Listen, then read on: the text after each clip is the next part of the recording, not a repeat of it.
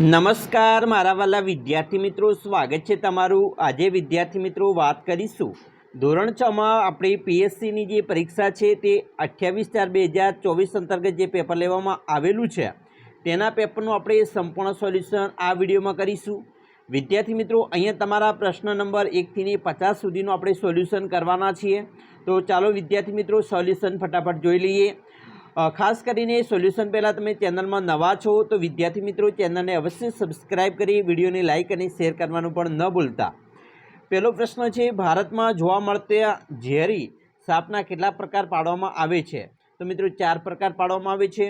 બીજું, લીલા ધાણાને સાચવીને તાજા રાખવાની રીત કઈ છે?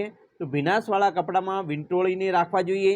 3, આપણા દેશમાં મરચાં સૌપ્રથમ કયા દેશમાં વેપારીઓ લાવ્યા હતા? તો જવાબ આવશે બી, અમેરિકાના વેપારીઓ। 4, તરુણ ભારત સંઘ સમૂહ શું કામ કરે છે? તો મિત્રો ડેમ બનાવવાનું કામ કરતો હોય છે। 5, શરીરને લોહ તત્વ શામાંથી પ્રાપ્ત થાય? તો બીટમાંથી। 6, એક બોક્સમાં કુલ 16 નારંગી નંગ કેરી સમાય છે। જો એક કેરીનો ભાવ ₹10 હોય તો આવા 5 બોક્સ કેરીનો કુલ કિંમત કેટલી છે? તો મિત્રો આપણે અહીંયા જવાબ આવે છે તે છે ₹800 છે। 7 છે, 1 ટન એટલે કેટલા કિલોગ્રામ? 1000 કિલોગ્રામ। 8, એક બળદગાડું 1 કલાકમાં 4 કિલોમીટર અંતર કાપે તો આ બળદગાડાને 18 કિલોમીટર અંતર કાપવા માટે કેટલો સમય લાગે? તો 4 કલાક ને 30 મિનિટનો સમય લાગશે। 9, એક રાજ્યમાં કુલ વાહનો 2 લાખ હોય અને તે પૈકી ચોથા ભાગના ટ્રેક્ટર હોય તો આ રાજ્યમાં ટ્રેક્ટર સિવાયના વાહનોની સંખ્યા કેટલી? ટ્રેક્ટર સિવાયના કીધેલા છે તો 2 લાખ હોય, ચોથો ભાગમાં ટ્રેક્ટર આવી જાય તો ચોથા ભાગ એટલે 2 લાખનો ચોથો ભાગ એટલે 50,000 થયા। 50,000 ટ્રેક્ટર હોય તો ટ્રેક્ટર સિવાયના જે સાધનો છે એની સંખ્યા 1.5 લાખ હશે। એ ઓપ્શન સાચો છે। 10, એક દાડમમાંથી નીકળતા રસનું વજન દાડમના વજનના 2/7 જેટલું હોય તો આવા 2100 કિલોગ્રામ દાડમ કાઢવામાં આવેલા રસનું વજન કેટલું? તો મિત્રો 7 ને આપણે 7 તારી 21 થાય, અહીંયા 300 વધ્યા, આ બાજુ 2, 3 દુ 6 અને પાછળના 2 મીંડા મૂકી દઈએ તો 600 કિલોગ્રામ રસનું વજન થયું। 11, ભૂકંપ આવે ત્યારે શું ન કરવું જોઈએ? તો મિત્રો બહુ ઊંચા મકાનની બાજુમાં ઊભા રહેવું એ ન જોઈએ। 12, શિયાળામાં અરીસા પર ફૂંક મારતા અરીસા પર નાના નાના પાણીના બિંદુ જોવા મળે છે, તેનું કારણ? તો ફૂંકવામાં મિત્રો આવેલી હવા અને અરીસો બંને ઠંડા છે માટે।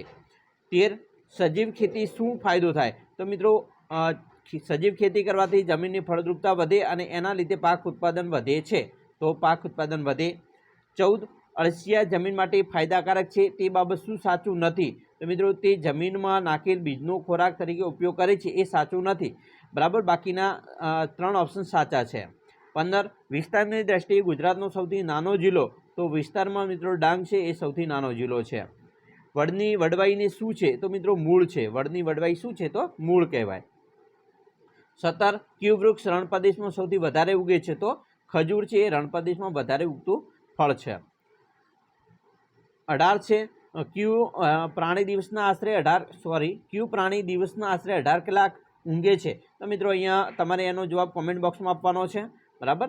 19, કસ્તુરી કયા પ્રાણીમાંથી મળે? તો હરણ। 20, કાલીબેલિયા લોકો કયું કામ કરતા નથી? તો સાપને મારવાનું કામ નથી કરતા। 21, શુદ્ધ કયું છે? તો મિત્રો અહીંયા અગત્યતા, તત્વ, નૈઋત્ય અને નેતૃત્વ, મિત્રો અહીંયા તત્વ છે એ આપણને શુદ્ધ લાગે છે। 22, મધ્યાહન ભોજન પહેલાં શિક્ષકે પૂછ્યું, જમતા પહેલાં ખાલી હાથ સાબુથી ધોવે છે? તો જમતા પહેલાં કોણ હાથ સાબુથી ધોવે છે? તો કોણ આવશે? 23, સામયું કરવું એટલે મોટા કે મહત્વના માણસનું વાજતે ગાજતે સ્વાગત કરવું। 24, હાથના કર્યા હૈયે વાગ્યા સાથે નીચેના પૈકી શું લાગુ પડે? તો ખાડો ખોદે તે પડે। 25, ચોરને સજા થઈ ખાલી એણે ગુનો કર્યો હતો કારણ કે એને ગુનો કર્યો હતો। 26, મારા ઘરમાંથી ઘીની સુગંધ આવતી હતી એટલે બિલાડી મારા ઘરમાં આવવા તલપાપડ હતી। તો ઘાટા અક્ષર જે તલપાપડ છે તો એ લખાયેલું શું સૂચવે છે? તો તલપાપડ હોવું અહીંયાની ઉત્સુક હતી।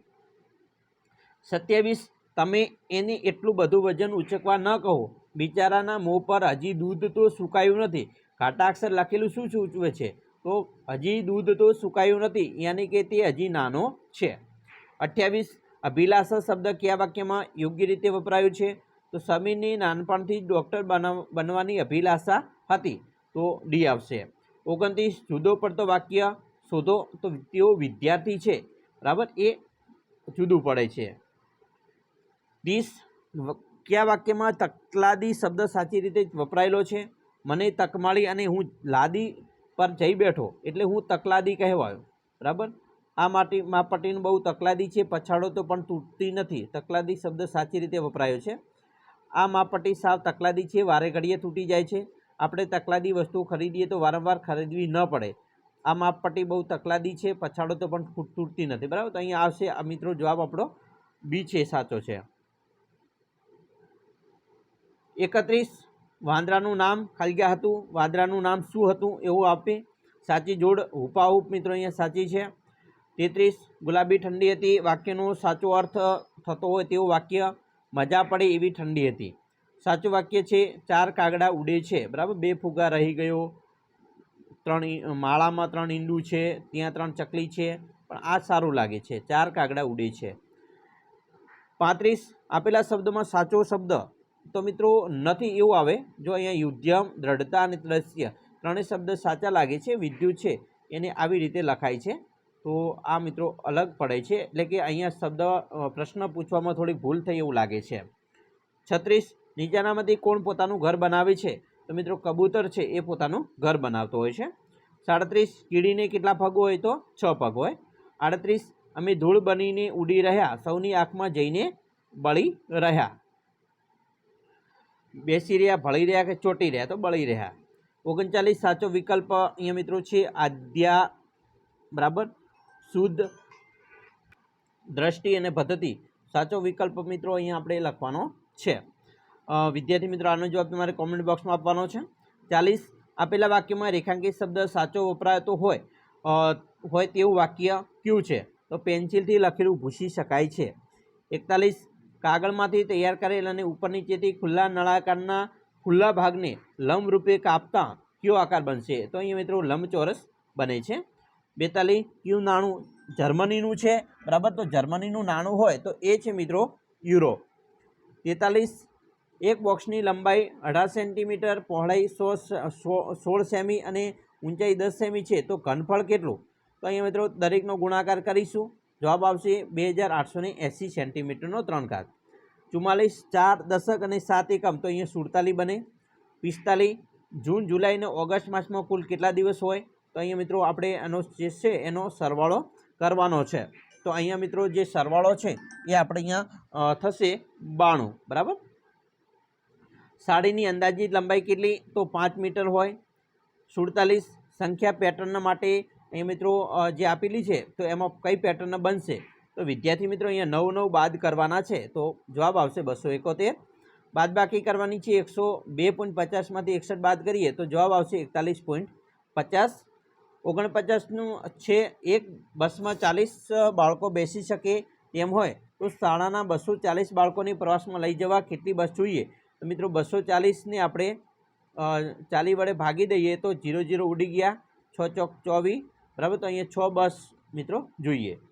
50 એક ટ્રકમાં 90 રૂપિયે લીટરના ભાવનું ₹3780નું ડીઝલ ભરાયું હોય તો ટ્રકમાં કેટલા લીટર ડીઝલ ભરાયું હશે? તો 3780ને 90 વડે ભાગી નાખીએ તો 42 લીટર ડીઝલ ભરાયું હશે. તો આ વિદ્યાર્થી મિત્રો આપણે 1 થી 50 સુધીના પ્રશ્નોનું સોલ્યુશન જોયું. આશા રાખીએ છીએ તમને આપણો વિડીયો ખૂબ જ ગમ્યો હશે, અને વિડીયો ગમ્યો હોય તો મિત્રો લાઇક, શેર અને સબસ્ક્રાઈબ કરવાનું પણ ન ભૂલતા.